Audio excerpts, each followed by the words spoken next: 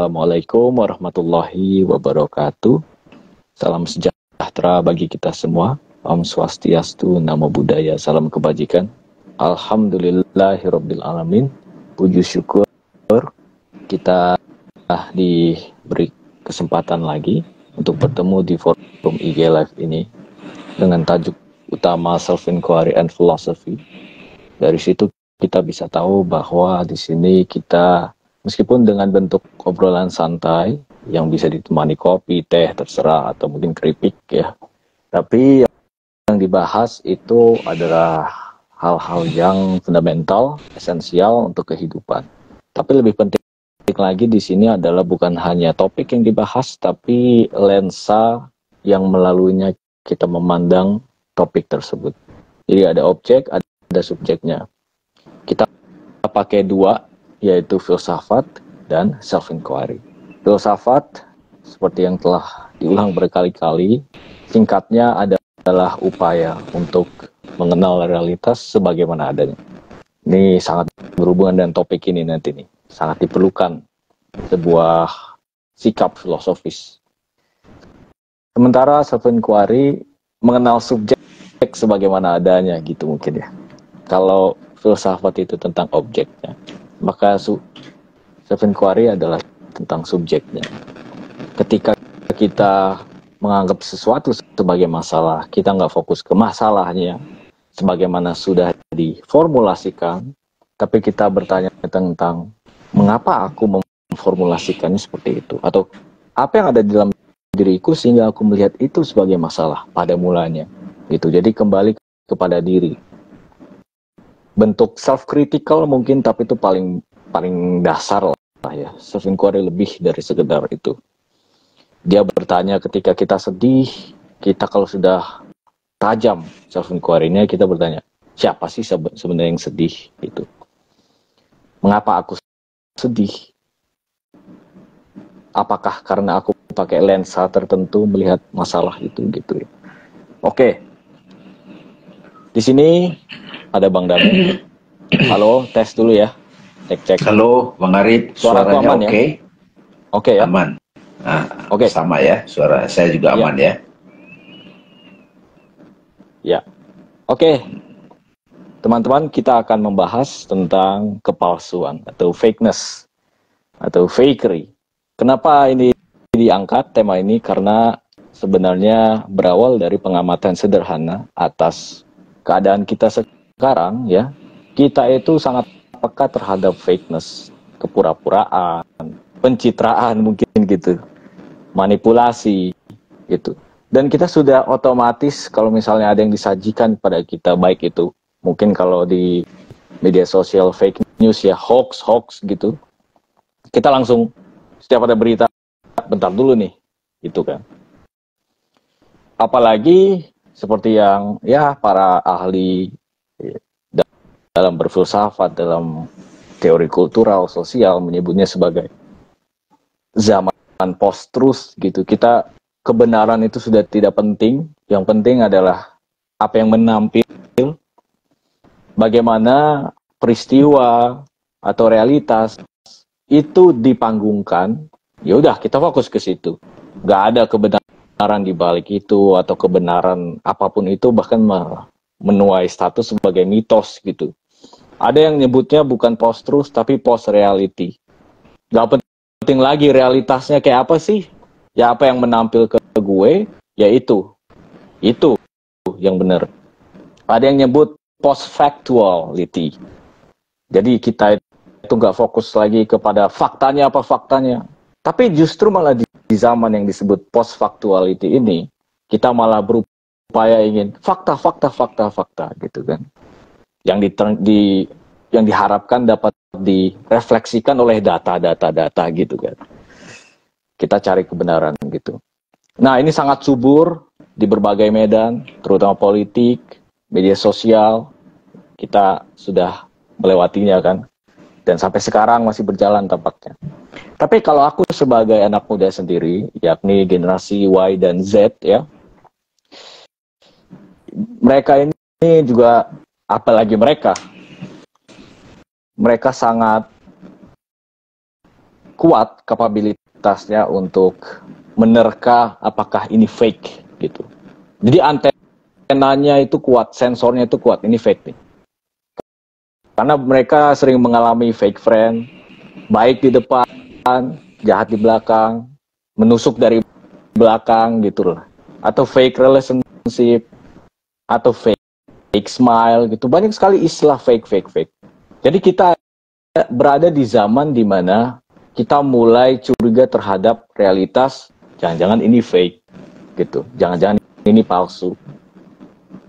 Tapi tidak serta-merta, teman-teman. Ini paradoksnya nih. Kita pikir dengan mengetahui yang palsu, kita tahu yang asli. Itu kan semacam logis distingsi ya. Kalau ada ini, ya berarti itu. Tapi nggak gitu ternyata. Kita bisa menyebut ini fake, tapi pas ditanya apa yang otentik, apa yang real, apa yang kebenaran, the truth, nggak tahu gitu. Jadi tidak serta-merta kita ceplos-ceplos, ini fake nih. Itu berarti kita tahu yang sebenarnya, yang realnya gitu. Apalagi real ini sebenarnya apa sih? Itu mungkin nanti kita akan bahas ke situ ya, Bang. Apa sih sebenarnya yang real? Apakah fakta itu real? Di zaman ini kita malah tampaknya tidak cukup hanya bersandar pada fakta, tapi juga harus kita kulik dari mana fakta itu diucapkan. Bagaimana fakta itu di framing.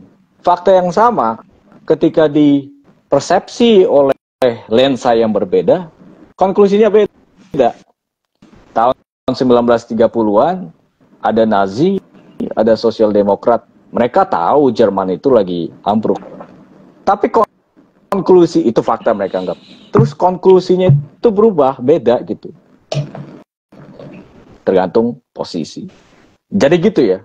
Kita udah berada di zaman di mana kita sangat peka dari mana sesuatu itu diucapkan. Siapa yang ngomong nih? Kalau dia ngomong berarti benar gitu. Kalau dia ini nggak dipercaya gitu kan. Jadi kata-kata siapa ya? Kalau aku pernah dengar sih, bisa dikoreksi. Kata-kata Ali bin Abi Thalib mungkin ya. Jangan fokus kepada siapa yang berkata kebenaran, tapi kebenaran itu sendiri. Tapi pada faktanya, pada realitasnya, pada praktiknya, siapa yang ngomong itu diperhatikan banget. Yang ngomong ini framingnya gitu kan. Itu mediumnya, medianya. Ketika sebuah informasi masuk ke sebuah peristiwa di framing, ditangkap oleh kamera. Nah itu. Sebagai contoh gini, ada sebuah mall, dan ini ada mall di Cinere gitu ya, yang sempat menipu aku juga gitu. Tertarik karena melihat di media sosial, wah ini keren nih mall ini. Tapi pas ke sana ternyata banyak sekali tenan toko-toko yang tutup. Kok bisa? Di framingnya itu emang yang buka doang gitu, yang lainnya nggak dilihat gitu. Nah kaum muda bayangin sekarang yang bagus-bagusnya ini adalah mungkin ya berita-berita politik, tapi mereka langsung sinyalnya kuat nih. Ada eksploitasi nggak di situ? Ada manipulasi nggak di situ? Ada ketidakadilan sosial nggak di situ? Ada inegaliter nggak di situ? Itu sangat jeli mereka. Tapi pada saat yang sama, kekacauan dunia itu juga membongkar kekacauan batin. Makanya Pew Research Center, sebuah lembaga demografi ya, global, mengatakan Gen Z itu adalah yang paling peduli dengan keadaan dunia, tapi juga yang paling rendah kesehatan mentalnya gitu. Nah, kita berada di situ sekarang. Anxiety, insecure, gitu-gitu kan. Jangan-jangan kita anxiety karena melihat dari sebuah framing tertentu. Oke, kita akan eksplorasi ini lebih lanjut dengan santai, tentu saja. Kita pasti merasakan ini semua, mengalami semuanya. Karena itu kita saatnya meneliti. Oke, itu saja dari aku sebagai pengantar. Semoga bisa menstimulus diskusi. Teman-teman yang mau bertanya langsung ke kolom komentar. Silakan Bang Dame. Terima kasih Bang Arif, terima kasih sahabat-sahabat Sua Guru yang selalu setia ikut mendengarkan bincang-bincang kami di sini. Bismillahirrahmanirrahim. Dengan nama Allah yang Maha Pengasih dan Maha Penyayang. Assalamualaikum warahmatullahi wabarakatuh. Waalaikumsalam. Alhamdulillah, puji syukur kita haturkan kehadirat Allah. Kita bisa belajar bersama di sini, silaturahim, hormat kita pada guru-guru yang hadir dalam perjalanan hidup kita, yang menjadi penerang dan menjadi cahaya buat kita. Semoga juga malam ini kita mendapatkan cahaya-cahaya inspirasi. Amin ya rabbal alamin.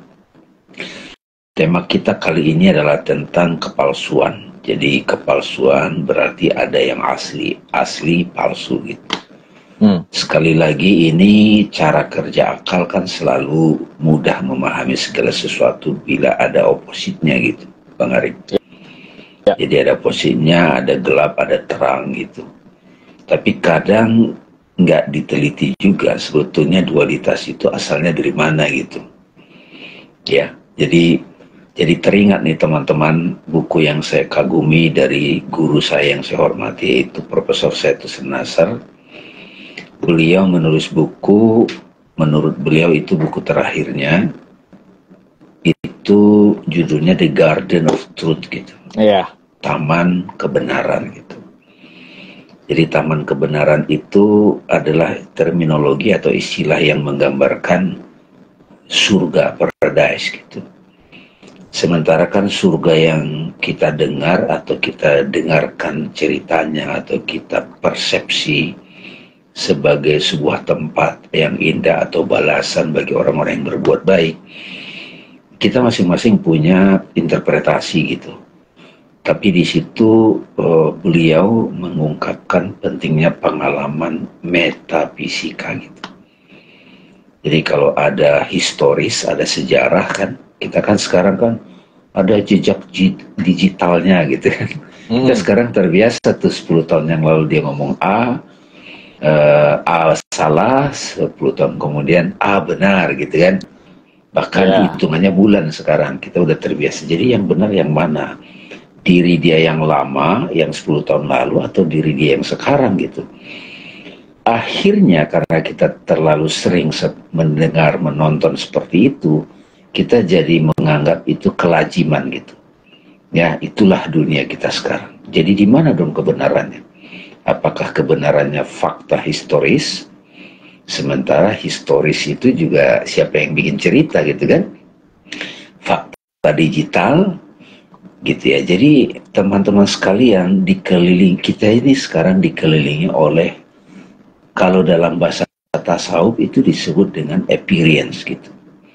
Tajali, mawujud, penampilan-penampilan, baik itu secara penampilan fisik yang kita sebut, kita kenali melalui panca indera, ada penampilan realitas yang menampil secara fisik, realitas yang menampil secara digital, realitas yang sudah diinterpretasi itu ada dalam pemahaman individu kita masing-masing kan? Jadi masing-masing individu itu punya interpretasi, punya makna. Saya suka nyebut itu makna individu. Nah, ketika kita bersepakat, ada makna kolektif, disepakati. Kayak konstitusi kan itu kesepakatan kan? Ya kan, lampu merah berhenti itu adalah kesepakatan gitu. Bisa aja dirubah kesepakatan itu. Tapi juga ada, bukan disepakati, api itu panas, itu kebenaran. Tidak disepakati itu teman-teman. Air itu mengalir, air H2O, seperti itu kebenaran yang ditemukan dari realitas yang menampil juga gitu. Jadi itulah sebabnya teman-teman, pentingnya menurut Said Nasr pengalaman metafisik. Fisika kuantum ya sebagai sains yang melampaui fisik gitu, fisika Newton, ada fisika kuantum gitu kan. Jadi fisika kuantum melihat realitas atau kebenaran itu bukan lagi dasar asal segala sesuatu itu materi, bukan, tapi ada sebetulnya realitas yang disitulah mulai diteliti ada kekosongan. Ya, kita suka nyebut itu ruang tanpa nama gitu. Nggak ada namanya, karena kalau kita ada namanya jadi di framing gitu. Nah, ruang tanpa nama atau space gitu kan, atau reality itself, atau kalau dalam bahasa filsafat Islam suka disebut wujud, kalau dalam tasawuf suka disebut zat gitu. Zat itu kalau di Vedanta disebut Satchit Ananda gitu. Satchit Ananda, Sat reality, being, Chit kesadaran, Ananda love. Dan itu sebetulnya satu gitu, sama seperti layar HP yang ditonton teman-teman ini, ada gambar di situ muncul dua, layar dan gambar itu satu gitu, nggak beda gitu, tapi yang menampil bisa beda-beda kan gitu. Layar adalah gambar, gambar adalah layar, tapi realitas yang sesungguhnya adalah layar gitu. Nah, jadi sekarang kita kembali kepada itu tadi pengantar. Ketika kita bicara kepalsuan, sesungguhnya itu yang disebut dengan apa saja yang menampil. Ya kayak kita mimpi teman-teman, kita bermimpi, saat kita bermimpi, ya kita sungguhnya pengalaman mimpi, apapun yang menampil dalam mimpi itu bukan realitas yang apa adanya, bukan the truth-nya, tapi dia adalah yang menampil aja. Ya kan? Jadi sekarang kan di era teknologi ini kita berseliweran tuh, setiap hari kita menyaksikan realitas penampilan gitu. Jadi teman-teman misalnya menyaksikan, oh Dame ada di IG-nya, ada di Suaguru, ada di Elok Suwung, ada di YouTube. Itu penampilan Dame di momen tertentu, di masa tertentu berekspresi. Jadi kalau itu kita sadari teman-teman, kita akan tidak lagi terjebak pada apa yang menampil. Bahwa kita berhubungan sama apapun melalui apa yang menampil. Kalau di dalam Al-Quran suka sebut seluruh alam ini, seluruh apapun itu wajhullah gitu. Fa'ainama tuwallu fasamma wajhullah gitu. Kemanapun kamu menghadap di sana wajah Allah gitu coba. Bukan di sana Allah gitu, tapi ada penggunaan kalimat wajhullah gitu. Teman-teman bisa menyebut yang sekarang di HP teman itu wajah Dame. Salah satu wajah penampilan Dame. Ini juga wajahnya nih tubuh ini. Besok saya pakai peci, itu salah satu wajah saya. Jadi karena itu kepalsuan itu keniscayaan konsekuensi dari penciptaan, Bang Arif. Jadi begitu ada penciptaan, begitu ada panggung sandiwara atau divine comedy, ada pertunjukan, maka niscaya jadi kepalsuan itu awalnya itu, apapun yang menampil maka ada yang itu bukan yang aslinya gitu. Kalau Plato nyebut itu bayangan kan? Ya. Nah kalau kita sudah memahami seperti ini, ya oke, itu fakta maujud, itu fakta penampilan gitu bisa disebut. Fakta penampilan yang juga sudah di framing gitu. Fakta penampilan yang sudah diinterpretasi. Jadi kita berpegang kepada apa? Misalnya etik kan, kalau sekarang lagi booming kan. Ini etika yang mana nih? Etika sopan santun atau etika yang disepakati di Mahkamah Konstitusi misalnya, atau etika moral, mau nggak mau berfilsafat jadinya. Etika menurut Immanuel Kant gitu kan, etika menurut Ibnu Miskawai, etika menurut interpretasi Imam Al-Ghazali, ataukah etika apa adanya gitu. Etika apa adanya itu kalau saya mengutip di Islam itu suka disebut akhlakul karimah gitu kan, akhlakul karimah. Akhlak mulia itu dari mana asalnya? Itu kalau para sufi langsung mengatakan itu adalah ekspresi sifat-sifat Tuhan, nama-nama Tuhan. Gitu ya, ekspresi nama-nama Tuhan. Jadi Frick Chok Swon itu menggunakan terminologi ini Bang, virtue gitu. Ini satu contoh. Jadi pegangan kita etika yang mana nih? Hanya kan mau nggak mau digalilah pada diri manusia itu inheren ada nilai-nilai, ada nurani. Nah itu apa itu? Apakah itu yang kita sebut dengan yang asli? Otentitas. Misalnya otentitas saya apa? Deturutnya saya apa? Aslinya saya apa? Nah disitulah kalau di Suaguri ya Bang Arif ya, ketika kita bertanya who am I, ya itu juga saya sering diskusi itu sama Arif teman-teman sekalian. Who am I, ketika kita bertanya siapa aku, itu kita aku yang palsu atau aku penampilan, aku yang sudah jadi terkait dengan peran sosial, yang mana nih akunya gitu. Jadi ya ini saya suka berikan anak-anak Suaguru satu perspektif, tapi temukan dalam pengalamanmu ya. Aku yang tidak berubah itu adalah aku yang tidak berbeda dengan ketika di Al-Quran. Aku kata Allah. Nah itu sama tuh. Kalau teman-teman mau menemukan kesatuan, keidentikan satu sama lain individu ini, saya suka mengajak mereka itu, sekarang juga boleh teman-teman berpraktek. Coba sekarang kita bernapas. Napas masuk, inhale. Napas keluar. Saya tanya, itu siapa yang bernapas? Pasti kita jawab aku. Nah, aku yang bernapas itu bukan hidung yang bernapas. Hidung itu alat, paru-paru gitu kan. Ada, pokoknya ada. Saya tahu ada yang bernapas, pengalaman. Itu salah satu penyingkapan yang saya alami mati suri yang kedua nih. Jadi saat saya bernapas, saat teman-teman bernapas,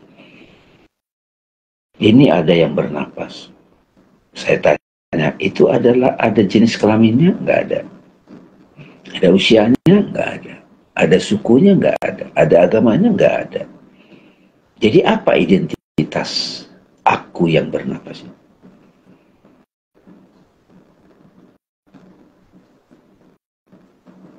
Justru dia tidak ada atribut Bang Arif yang asli itu. Ya. Nah, tapi ya kita kasih lagi namanya. Kalau Lao Tzu nyebut itu Tao, Siddhartha nyebut itu dia ya nirwana. Kalau kita tidak bernapas, ini kan ada yang bernapas. Kalau kita tidak bernapas, kita tetap ada. Nah, jadi sudah mulai dipahami bahwa ada aku yang tidak ada penambahan, tidak ada atribut. Boleh nggak kita katakan itu aku yang asli? Jadi kalau saya ketemu orang yang sudah pusing dengan pikirannya, emosinya, traumanya, saya ajak self-inquiry teman-teman. Ya, Arif juga sudah mengalami. Pikiran kan bertengkar tuh. Oh mesti begini, enggak begini dong harus. Nah, itu kita pertengkaran antara malaikat dan iblis lah. Pikiran baik, pikiran buruk. Wah kenapa nih? Saya tanya waktu itu sama Arif. Pertengkaran itu ketika kamu nutup mata itu terjadi di mana ya? Ya sebut saja namanya terjadi di batin. Kalau kamu fokus pada pertengkaran, mesti begini, nggak bisa dong begini. Itu dia akan menciptakan lagi pertengkaran berikutnya. Anak muda suka nyebut overthinking. Monkey mind. Kenapa kamu tidak fokus pada ruang di mana pertengkaran itu terjadi?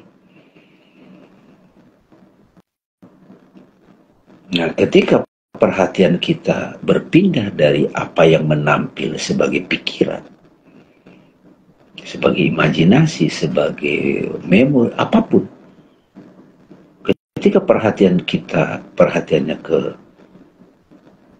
tempat di mana pertengkaran terjadi. Nah, itu kita sebut ruang tanpa nama. Dan saat seperti itu, ini pengalaman Arif, ya teman-teman juga boleh tuh, karena itu nggak bisa diwakilkan. Itulah sebetulnya aku. Ya. Ternyata itu juga damai.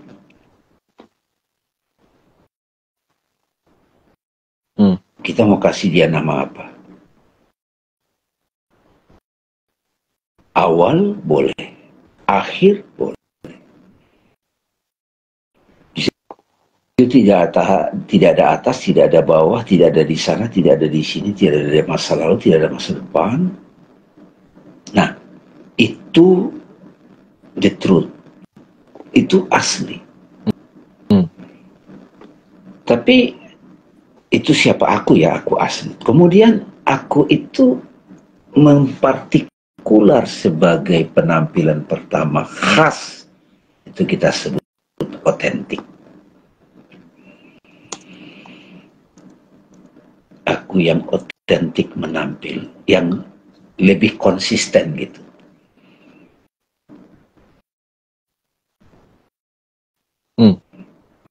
Jadi satu aku universal sama semua. Kemudian ada aku yang aku yang asli itu menampil secara partikular. Muncul. Kalau di Islam itu suka disebut nama-nama. Jadi ada ahad, tunggal, ada wahid. Dari ahad itu menampil wahid. Dari situ menampil lagi sebagai persona-persona. Persona tubuh, persona imajinal, persona saya, penampilan saya di TikTok, penampilan saya di Twitter, penampilan saya sebagai status sosial ini pada periode tertentu. Arif misalnya waktu kuliah, Arif waktu sekolah di homeschooling misalnya. Itu jadi itu disadari aja. Jadi the truth yang universal menampil secara otentik khas, lalu dia juga menampil dalam peran-peran sosial, itu disadari aja. Ya memang ya penampilan, sekarang kita ganti aja, kepalsuan itu adalah penampilanku di momen tertentu, di ruang dan waktu, di masa tertentu, di situasi tertentu. Dan itu tidak akan tetap. Jadi kita ganti kata kepalsuan itu Bang Arif dengan ya salah satu penampilanku dari segala macam ragam tingkatan. Jadi ragam, variasi, tingkatan itu degree gitu, kayak emanasi gitu, kayak iluminasi gitu. Makanya Ibnu Arabi melakukan menggambarkan. Jadi kita bisa melacak dari penampilan itu, kita kejar sampai kepada yang asli. Tadi ada satu komentar dari Mas Rudi. Aku ya namanya kalau di Islam disebut fitrah gitu. Fitrah sahaja gitu.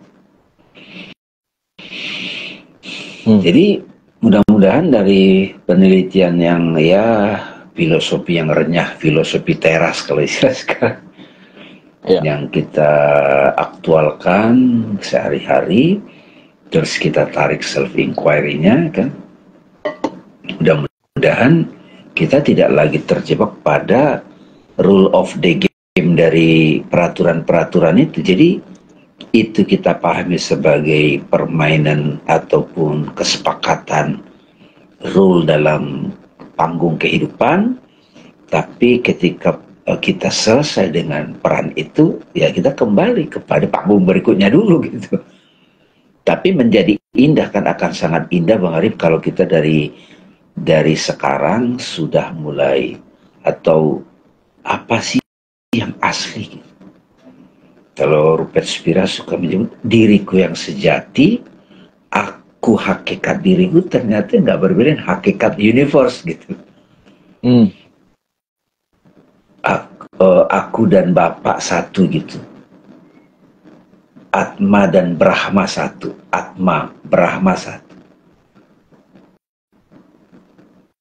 Siapa yang mengenal dirinya, dia kenal Tuhannya, rohnya. Nah, ini kan menjadi mulai ada titik terang nih bagi kita teman-teman. Jadi nggak usah, wow zaman sekarang kepalsuan. Ya memang begitu. Dan selama kita hidup dengan tubuh ini dan ya berinteraksi secara sosial, mau nggak mau kita hidup dengan penampilan-penampilan. Boleh nggak kita ganti kepalsuan itu dengan apapun yang menampil di momen tertentu? Jadi kita berpegang sementara aja, dunia fana itu sementara, ya udah. Tak ada yang abadi kalau kata Ariel kan. Ya. Jadi dalam tasawuf suka nyebut huwa la huwa gitu. Ibnu Arabi, huwa dia hakikat the truth, la huwa. Huwa la huwa. Ya kan? Dia dan bukan dianya itu, dia dan penampilannya gitu. Pada penampilannya itu ya inheren, ya hadir dia. Gambar ini ya ikut screennya gitu. Seluruh realitas maujud ini di situ ada wujud. Itu yang kita mulai kenalkan, spiritualitas itu bukan pengalaman extraordinary, bukan pengalaman yang wow gitu sebenarnya, tapi sehari-hari memang ya nggak sadar aja gitu. Tapi manusia akan merasa seru kalau dibuat itu jadi extraordinary, ya silakan juga. Tapi kalau kita menganggap hakikat atau kebenaran itu yang sejati itu harus spektakuler, nggak gitu juga gitu. Begitu Bang. Jadi kata kepalsuan itu boleh kita ganti sebagai salah satu penampilanku, salah satu dari penampilan realitas. Ketika kita sebut di sini realitas, teman-teman ya, ini juga terminologi bahasa Indonesia agak susah nih. Realitas kan terjemahnya kenyataan. Realitas bisa yang real atau adanya begini, tapi saya lebih cocok dengan terminologi dalam bahasa Arab tasawuf. Jadi wujud itu berarti being, keberadaanku, adanya aku itu apa kan? Badan itu adalah epilen, maujud. Buktinya apa? Tubuh kita berubah. Mental bukan aku, bukan adanya aku, bukan keberadaan aku. Emosi, imajinasi, peran sosial. Dan itu dialog-dialog di Suaguru ini kan ke situ. Filosofi, self-inquiry, and philosophy. Ke situ-situ juga memang, tetapi Bang Arif tadi mengangkat tema ini sehingga kita jadi mulai belajar sadar gitu, belajar ngerti apa yang terjadi gitu.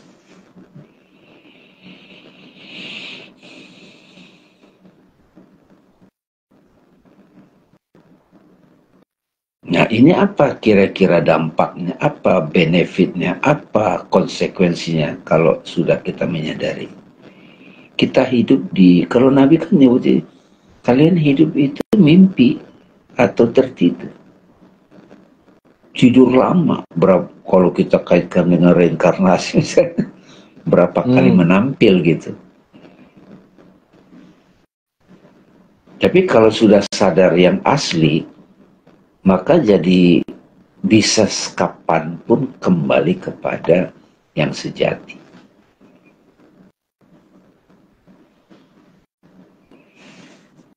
Gitu Bang Arif. Semoga apa ya, ada dapat sesuatu ya. Jadi aku yang asli itu ya yang nggak berubah gitu. The truth gitu. Tapi kita bertemu orang kan mau nggak mau dengan apa yang menampil gitu. Bahkan kalau saya ketemu teman SMA ini, kita bahasa praktikal nih, reunian gitu. Saya sangat sadar setelah paham ini, saya akan mengajak dia cerita bagaimana kita dulu gitu. Waktu ponakan saya datang ke Jakarta ya, Arif ya. Arif ikut, ada ponakan datang, anaknya kakak saya. Dia kenal saya dulu gitu, 20 tahun lalu katakan gitu. Iya. Pas dia ke Jakarta, saya tanya, kamu mengenal tulangmu ini yang mana nih gitu? Apa yang di pikiranmu tulangmu ini gitu? Jadi saya komunikasi dengan apa yang dia persepsi tentang saya. Persepsi dia tentang saya, bukan saya yang sekarang, yang juga punya persona yang lain, apalagi saya yang tadi sudah kita bahas gitu, secara renyah. Jadi aku yang sejati dengan aku yang di Arif, aku yang pendengarnya ada 20-an orang, ya tadi saya bilang saat kita bernapas, itu apakah itu laki atau perempuan? Apakah itu Jawa, Batak, Sunda? Itu aku yang asli itu. Tapi ketika aku yang asli menampil, penampilan pertama yang disebut ya otentitas. Gue ya, nah itu gue itu orangnya begini.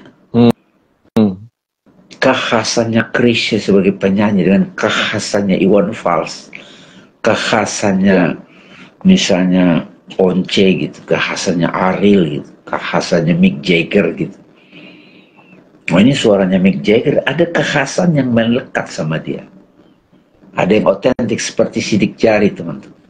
Itu kita hormati sebagai aku juga gitu. Aslinya aku apa yang itu? Itu makanya mau tidak mau ada dikri kan, ada emanasi gitu. Sampai kepada aku yang menampil sudah secara di digital gitu. 10 tahun yang lalu ya apa yang disebut sosok Dame tidak ada di Facebook, udah ditutup gitu. Sekarang banyak orang yang saya kenal Bang Dame kayak rasanya akrab, tapi sebetulnya adalah penampilan yang dia persepsi. Apakah ada aku yang asli hadir di situ? Ada. Cinta adalah ekspresi dari aku yang asli. Kedamaian. Power gitu kan.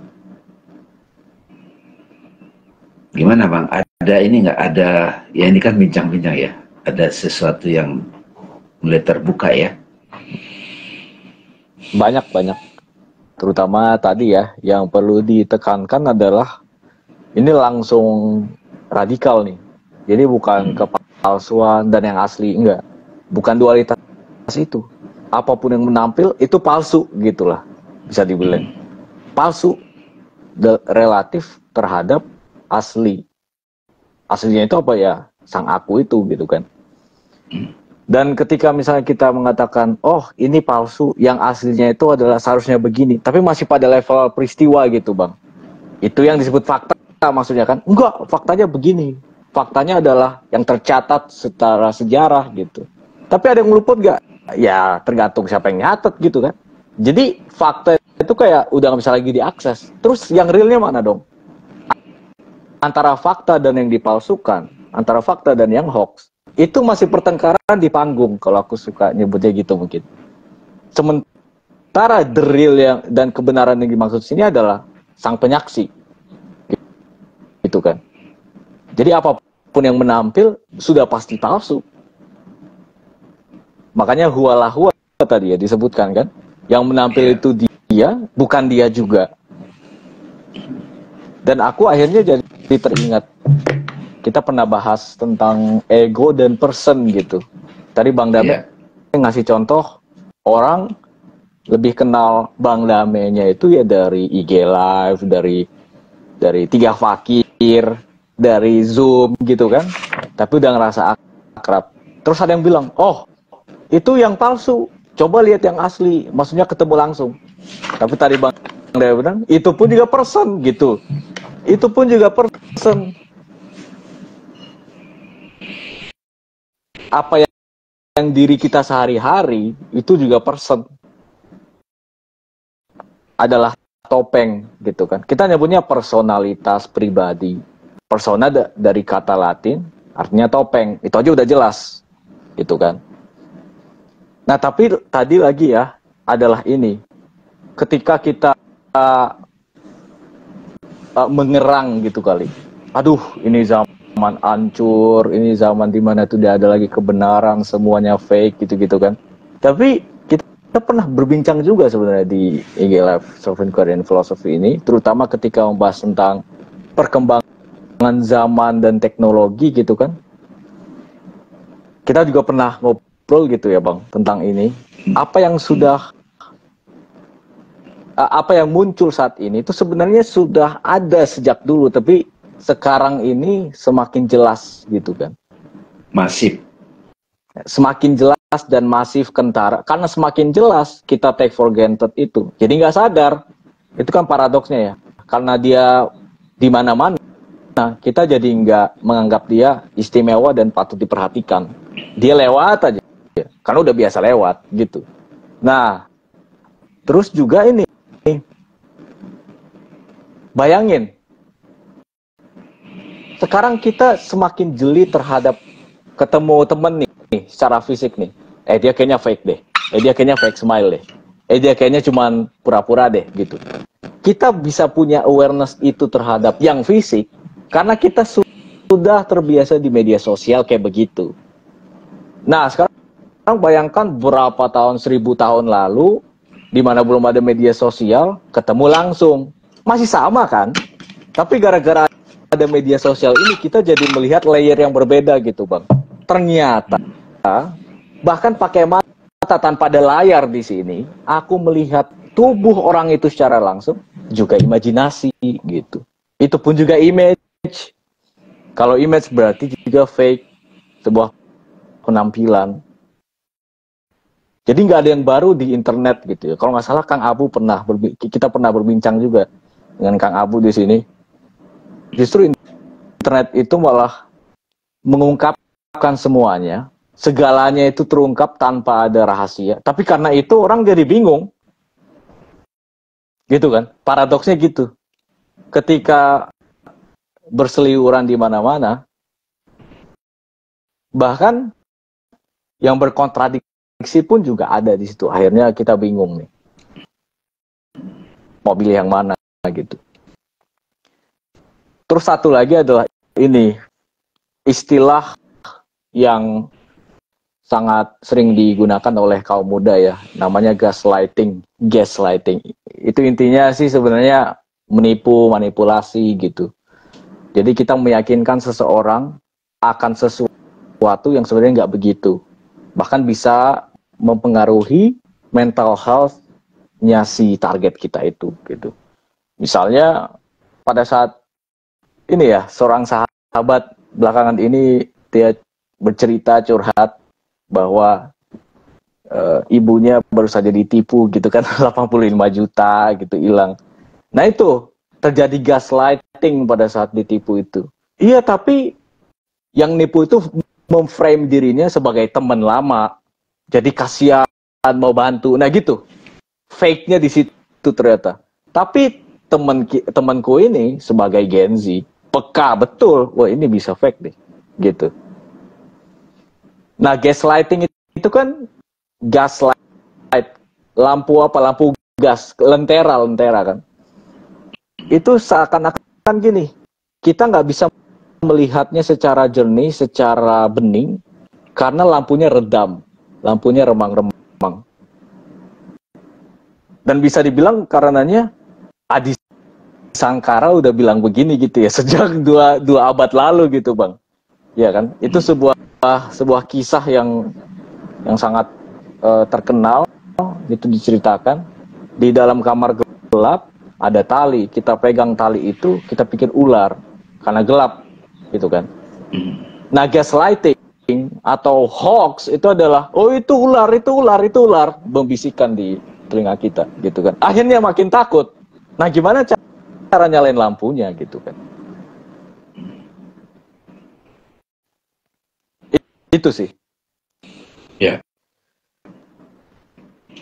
Seru ya. Jadi kalau kita sudah menyadari aspek penampilan, aspek tajali, aspek persona, dan layar-layar persona-persona yang menampil itu saling terkait sampai kepada asal-usul, hakikat, sejati, kita jadi tidak gampang terkecoh gitu. Kalaupun kita terkecoh, kita langsung cepat kembali kepada yang asli gitu. Jadi salah satu niatan kita membahas ini teman-teman, karena ini makin masif, makin penting untuk sadar yang sejati. Jadi tadi pas Bang Arif tadi menyampaikan persona-persona yang menampil, saya teringat waktu itu saya dapat kayak semacam inspirasi lah atau insight gitu ketika ada wawancara Jas Alpin dengan bintang aktor Indonesia yang top, Reza Rahadian. Jas Alpin bilang, coba deh sekarang jadi Habibie gitu. Dia Habibie gitu kan. Benyamin Sueb gitu. Terus jadi stupid boss. Iya. Cokro Aminoto. Terus banyak sekali persona-persona karakter yang bisa dimainkan oleh sosok kita kenal sebagai aktor kawakan Reza Rahadian. Saya waktu itu terpikir, Reza yang asli yang mana ya? Apa yang sehari-hari di rumah? Itu juga persona. Ya.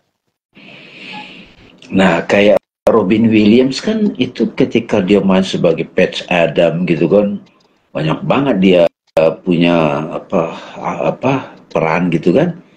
Sampai beliau menurut yang kita baca, beliau tragis kan kematiannya, karena terlalu tenggelam pada persona itu. Makanya beberapa aktor itu perlu ngobrol dengan psikolog agar dia bisa kembali lagi kepada nature. Nah ini yang otentik ini nih teman-teman. Otentitas itu juga salah satu persona, tapi itu melekat pada banyak peran-peran yang palsu-palsu tadi. Jadi kalau besok banyak aktor politik, aktor bisnis, wah itu sekarang makin ngerti kita jadinya. Jadi kita berpegang pada yang mana? Ya akhirnya ada yang berpendapat pragmatis jadinya. Ada manfaatnya enggak? Ada benefitnya enggak? Ya. Ya kan? Ada nilai yang bisa dipegang enggak? Itu kan jadi begitu. Jadi silakan nih teman-teman kita berkontemplasi bersama, nggak bisa diwakilkan. Jadi sudah ada hampir belum 100 ya Bang ya? Belum. IG Lab ini belum ya? 92 ini. 92 ya. Itu teman-teman bisa memutar ulang kembali tuh. Insya Allah ada di YouTube. Juga ditambah dengan Deep Talk, mengenal sang aku. Ya. Lagi santai gitu ya. Meskipun kita tahu sekarang orang kan maunya pendek-pendek kan di TikTok gitu. Tapi itu satu ini lagi tuh fenomena kecenderungan masyarakat sekarang, nggak bisa duduk diam sejenak untuk menyimak gitu, sehingga jadi artifisial semuanya, jadi servis saja permukaan gitu, sampai kita terkejedot mentok baru benar-benar who am I, apa yang saya cari, apa tujuan hidupku, apa sih yang asli. Kita mulai akhirnya di tanda petik dipaksa ke situ. Jadi dialog-dialog ini, self inquiry and philosophy itu salah satu teman lah untuk kita semua di sini, bagi sahabat-sahabat. Tuh. Iya. Aku jadi teringat kata Descartes gitu ya. Dia bilang, semua masalah manusia di dunia ini bermula dari satu, ketidakmampuannya untuk duduk diam di kamar sendirian. Merenungkan gitu kan. Nah itu dia. Itu bisa jadi topik sendiri tuh. Ya boleh tuh. Ya itu boleh tuh ya. Dan lebih ya, jadi kalau aku malah berpikir kayaknya pikiran kita itu sekarang cepet banget, layaknya algoritma TikTok teman-teman. Jadi dipikir TikTok itu bukan cuma di media sosial, tapi cara kita berpikir sekarang udah kayak TikTok. Attention span-nya singkat, yang dipikirin cepat, cok. Makanya penampilan pasti berubah. Dan namanya berubah, bisa fluid, dinamis, bisa cepat gitu. Itu semua terkait gitu ya. Oke, silakan Bang Dame closing statement. Ya, teman-teman sekalian, tadi sudah kita bincang-bincang. Kepalsuan itu keniscayaan dari penciptaan, dan kepalsuan itu mulai kita sadari itu konsekuensi dari appearance gitu. Mewujud dalam tradisi Islam, apapun yang menampil, baik secara fisik yang kita gunakan dengan panca indera, sekarang ada tambahan appearance digital dengan segala platformnya, di YouTube begini, di Twitter begini, TikTok, Instagram, banyak lagi yang lain kan. Kemudian juga penampilan kita dalam peran-peran sosial, terus juga penampilan kita dalam konsepsi kita, persepsi kita tentang diri kita gitu ya. Sampai kita pada proses kontemplasi mendalam, kita tahu dari mana kita berasal, siapa diri kita yang asli. Disitulah kita bisa menikmati apapun peran kita jadi hidup asli gitu, sahaja, fitrah. Insya Allah di bulan puasa nanti, ya bagi umat Islam itu menjadi proses untuk kembali kepada yang asli, kembali ke fitrah. Tadi Saudara Rudi itu banyak memberi komentar bagus-bagus ya. Nabi Muhammad akhlaknya adalah manifestasi nama-nama Allah dan seterusnya. Terima kasih Mas Rudi dan sahabat-sahabat sekalian yang ikut berkomentar. Insya Allah silakan juga diusulkan kalau ada yang mau dibahas di sini, silakan. Makasih Bang Arif, itu saja yang bisa kita bagi. Assalamualaikum warahmatullahi wabarakatuh. Waalaikumsalam warahmatullahi wabarakatuh. Oke, tadi seperti yang Bang Dame bilang terakhir, teman-teman yang mau ada ide, wah kayaknya boleh nih kita bahas topik ini, bisa DM aja Soal Guru ya. Karena ini udah selesai waktunya. Oke, sahabat-sahabat sekalian, tak terasa kita ngobrol santai tapi topik yang mendalam dengan cara yang luar biasa apa ya, cozy gitu ya, nyaman. Tapi alhamdulillah kita dapat banyak, terutama bagaimana kita bisa menghadapi sebenarnya penampilan ini. Menurutku yang penting itu sih, bahwa palsu di sini bukan lawan biner dari asli gitu ya, tapi palsu sebagai keniscayaan penampilan, keniscayaan dunia, keniscayaan kreasi ciptaan gitu. Dan kalau itu udah disadari, semuanya clear.